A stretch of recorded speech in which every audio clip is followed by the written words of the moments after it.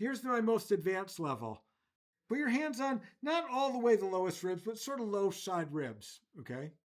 And really gentle. We're going to do this movement or the assessment I call the pendulum. It's not side bending for one side closes.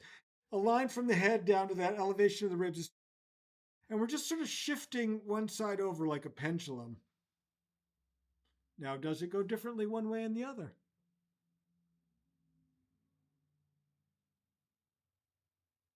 Let your left side close up. If your arms are holding the baby and they're stuck to your body, okay? As you swing the baby over toward your right, now your left side's closed. Your left lower ribs are closed. Freeze right there, just let them be closed, okay? Now, lower your right shoulder. Pull those 2 points together, okay?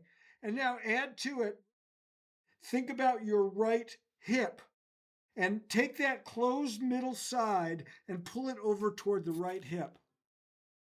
So we're closing, we're having this is pulling toward this and adding to it this pulling here. So 1, 2, 3 contractions.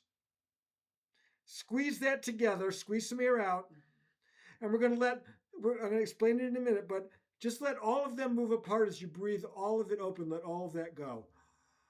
Breathe the middle side away, breathe the upper, breathe the hip. Just breathe that, totally let that breathe apart. That's spinal harmonics. Yes, we can have the simple single harmonic bend of traditional somatics. We can have the S curve of the Erich's inner X lines of breathing. But then we can get stuck in co-ordinate contractions, ordinate like numbered, where it's 1, 2, 3. And they exist in a relationship that's what people are stuck in. They're stuck in something like maybe it's this in the middle, and for me, it's this in the front, and it goes over to that lower in the back. That's sort of like exactly my pattern. This, and this. If you turn one of those off, the other two will demand that the relationship exists, that they all three have to be happening. Okay? With the movement called the pendulum, you're going to move that. It's a very powerful, amplified way to do the side bend. I'm going to teach that your left low side ribs. We want to also say, though, that's sort of in a relationship that echoes and crisscrosses through the body.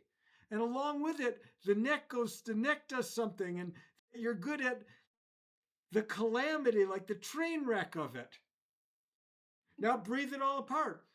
Just come out of all of that and let the breath come in. Now, can the brain say, yeah, I can actually get out of it? Maybe that's not the most elegant getting out of it. And you could maybe, if you could recreate that lying in bed and then count down like from 10 as you lower down and reverse back in and do some interesting playing with it. How well do you need to move for it to be part of your repertoire?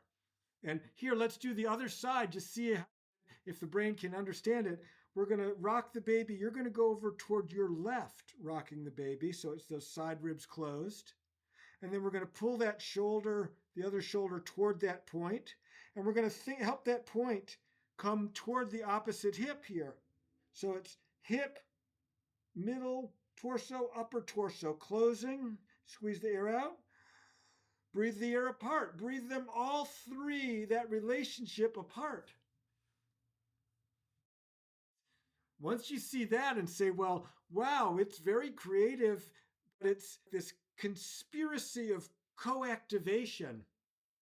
That really says, wow, then once you do that, then you're like, wait a minute, I'm like supple. What happened, Because it's our suppleness. People are doing yoga and they're trying to find this range, but this haze and this background noise of holding, that's messing up our lives. We don't want that. I don't think so.